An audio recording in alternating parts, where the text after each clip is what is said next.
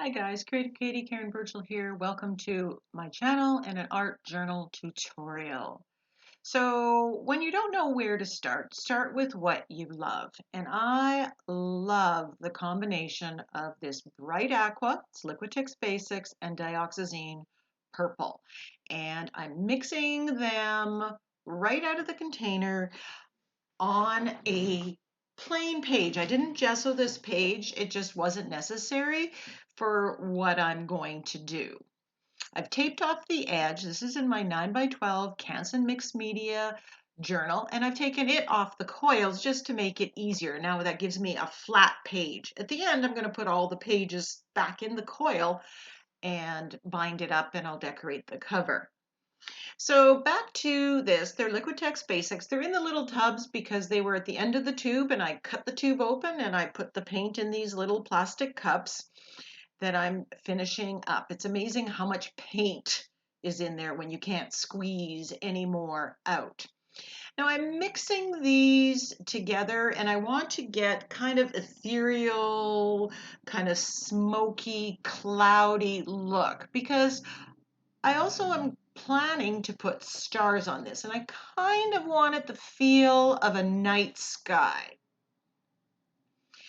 When you mix these colors together, you get almost a navy or a blue tone. So you get another tone of color in there. And I love this. It kind of reminds me of the Northern Lights, the way I've mixed the paint online. No rhyme or reason, right? Start with what you love. Pick colors that you love. So the next step, and the reason why I wasn't overly careful making everything so perfect, now I'm going to put some pattern and stenciling. So I'm keeping with those same two colors, and I can see where the purple is underneath. I'm going to stencil with the bright aqua, and where the bright aqua is underneath, I'm going to stencil with the purple. And that's going to make it look very complex, but in reality, it's very easy. I'm moving the stencil out, matching where it was. Again, I'm not being overly precise because again, this is part of the background. I'm going to be putting stuff on top and any slight imperfections aren't going to show. So here I'm going in with the purple and I'm peeking a little bit to see where that bright aqua is underneath. And it's giving a very interesting effect.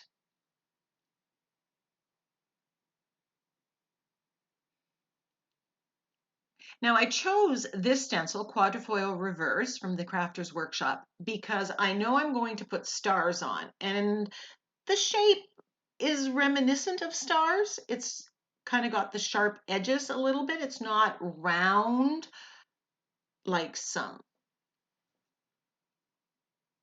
You've got a little bit of that hard edge. And loving, loving, loving the look of what I have here. So I'm letting that dry, and now I'm going to prepare my collage papers for the stars. And I'm mixing the Crafter's Workshop Shimmery Goodness with the Bright Aqua paint. Now that tones it down just a bit, makes it a little bit lighter because it's kind of a pearl thing. And I'm just spreading this on just regular copy paper. Now, my copy paper is 24 pounds, so it's a little heavier than most. It's 900 GM, but, and I'm just spreading that out. Now you could use gel prints if you had, but I didn't want something with too much in your face pattern. I wanted this to stand out from the background and I didn't want it to get too busy.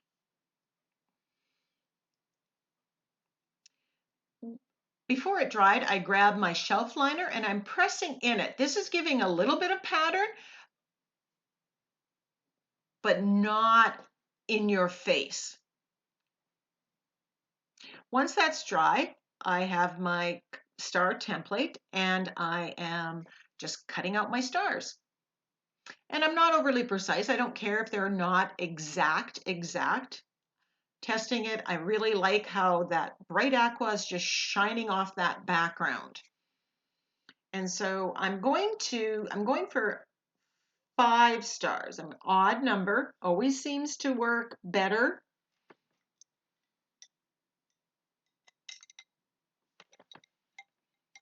And I'm just lining them up. I could be tracing them. Now I wanted a couple of them to be darker, so I'm doing a wash of phthalo green on top. And it's just darkening a couple of these stars, just that little bit more, just to get a little more interest. So 3 of the stars are going to be the light color with the stamping, and 2 of them are going to be darker with just no pattern at all. I'm gluing this down with my TCW gel medium. There are affiliate links below for all these products, either at Amazon, at the Crafters Workshop, and many of these products are now available at Ninny's Napkins as well, so check them out. Now I needed some texture and a little bit more bling, so I'm using TCW Platinum Modeling Paste and this stencil, which is called Tile Mania. But to me, I just love using this as stars. So I'm trying to put this straight, and I'm using a key card to apply the modeling paste.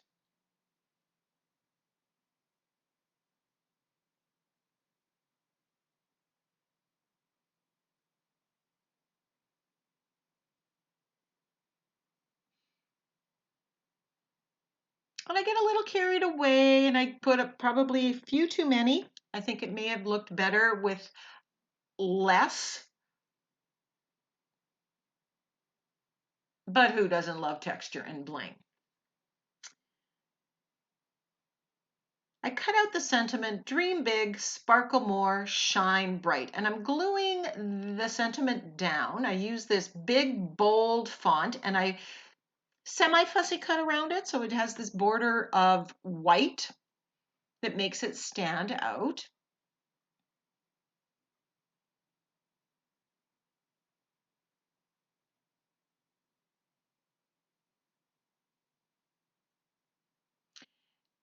And then I want a few of these modeling paste stars down here. But I didn't want it underneath the sentiment. That just would make it more difficult to glue down.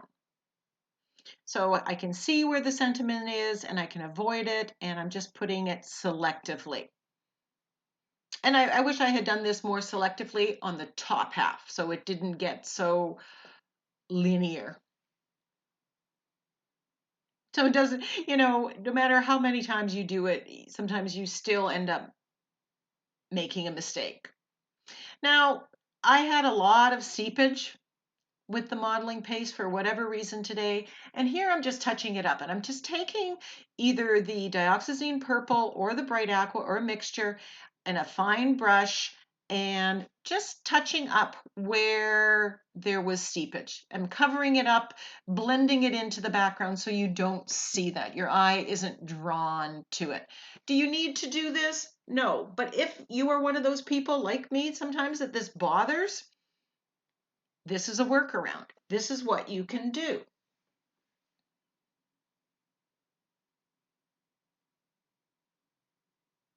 And because the background is mottled and it's a mixture of these colors, when I look at it now, you really can't see any of the problems that I ran into.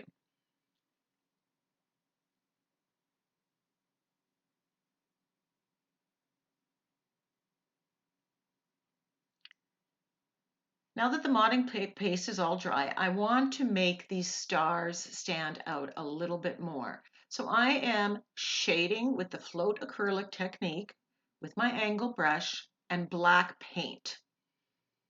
I want the stars to look like one's in front of the other, and I want them to step out from the background. And because the background's fairly dark, I needed to go with the black.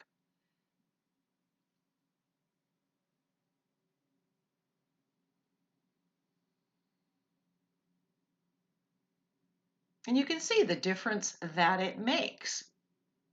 Now you could use a Stabilo oil pencil here. You could use um, watercolor pencils. You could go around with charcoal.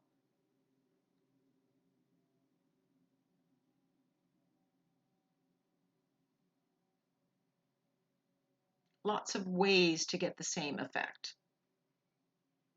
Use the technique that works best for you.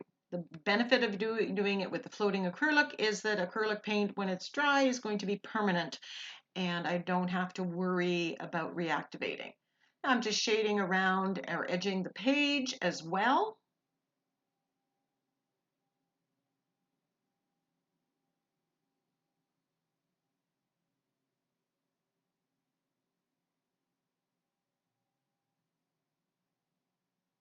Which is a step that I probably do 99% of the time, if not 100% of the time.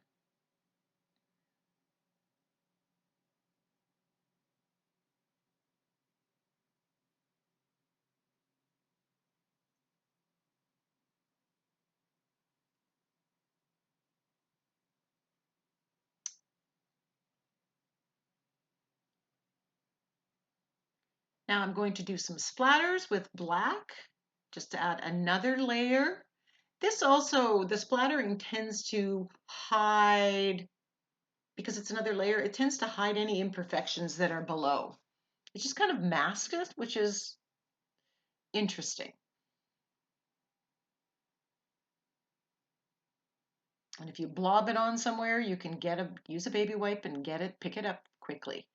And then take the time to dry. I'm removing the painter's tape that I put across the top so I get a straight edge. This also allows you, if you cut that off, then you can frame it. I'm using my Sakura glaze pen, and I'm just going to add some line work around the stars just to make them stand out just that little bit more. The Sakura glaze pen gives a bold black line that is dimensional and shiny. It is my favorite black liner pen to use.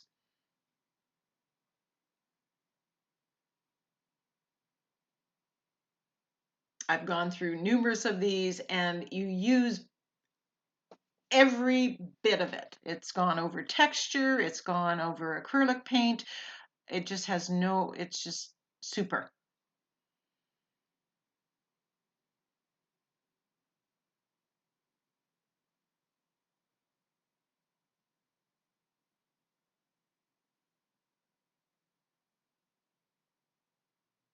And you can see the shine on that. And even when it's dry, it maintains that glossy, shiny, dimensional look.